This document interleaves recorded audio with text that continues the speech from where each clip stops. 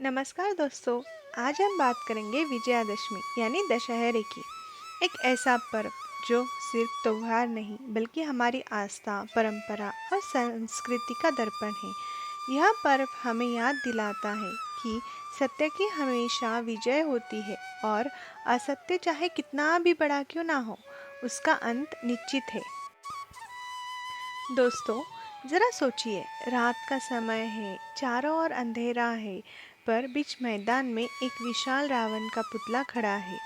हजारों लोग जमा है, सबकी नज़र तनी हुई धनुष पर है और तभी एक जलता हुआ तीर उड़ता है, सीधा रावण के हृदय में जा लगता है।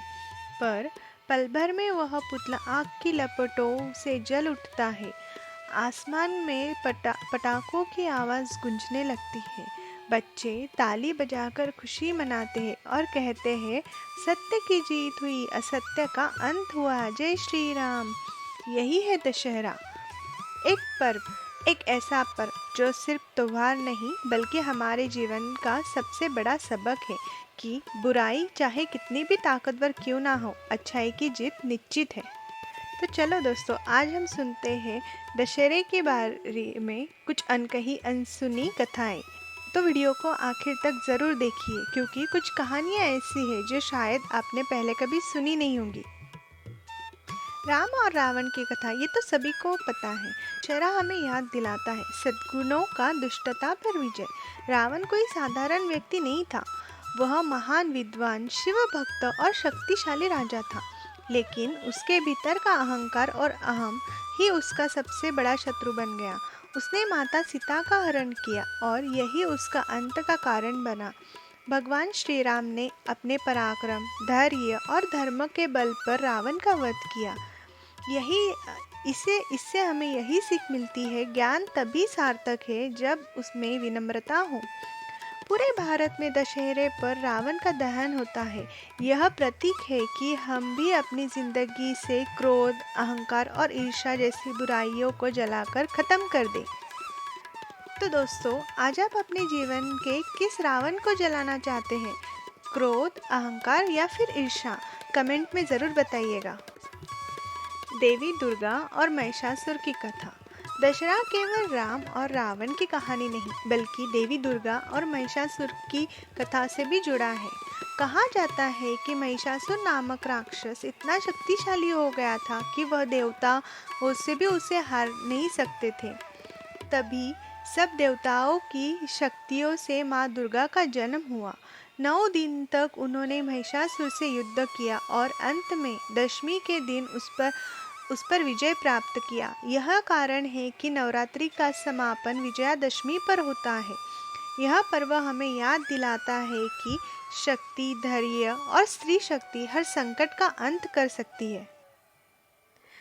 अगली कथा है आपटी के पानों की। दोस्तों, हम सभी दशहरे के दिन आपटी के पान का आदान प्रदान करते हैं, पर क्या आपको पता है कि आपटी के पानों को सोने इतना महत्व प्राप्त कैसे हुआ है? तो आइए जानते हैं इस बारे में। महाराष्ट्र और कुछ जगहों पे दशहरे के दिन एक सुंदर परंपरा है, आपटी पान का आदान प्रदान। लोग एक दूसरे को आपटी के पत्ते देते हैं और कहते हैं, सोना ले सोना दे।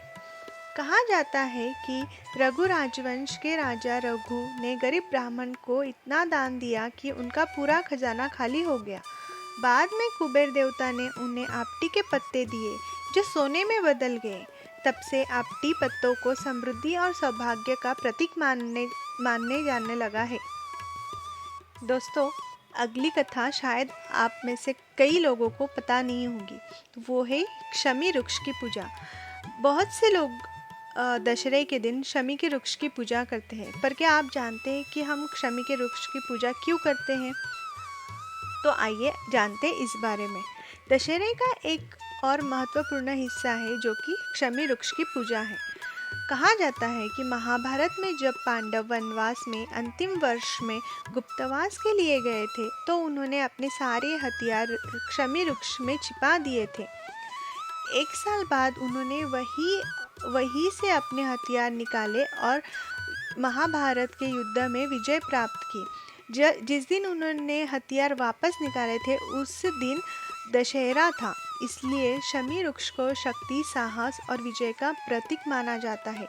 आज भी दशहरे पर लोग शमी वृक्ष की पूजा करते हैं उस उसके पत्तों को घर लाते हैं। दशहरा और आयुध पूजन।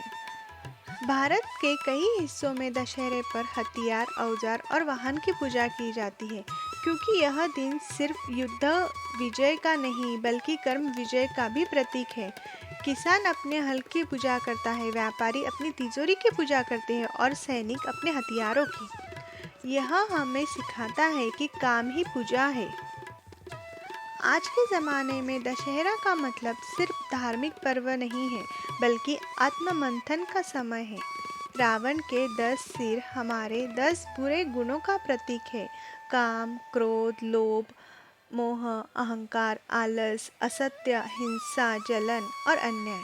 जब हम रावण दहन करते हैं तो यह केवल एक परंपरा नहीं बल्कि एक संकल्प है कि हम अपने भीतर के रावण को भी खत्म करें।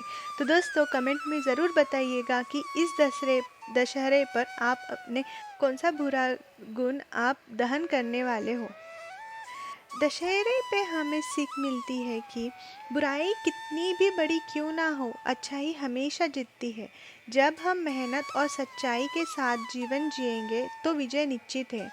और अगर हम अपने अंदर की बुराई को ख़त्म करें तो जीवन में हर दिन हमारा विजयादशमी होगा।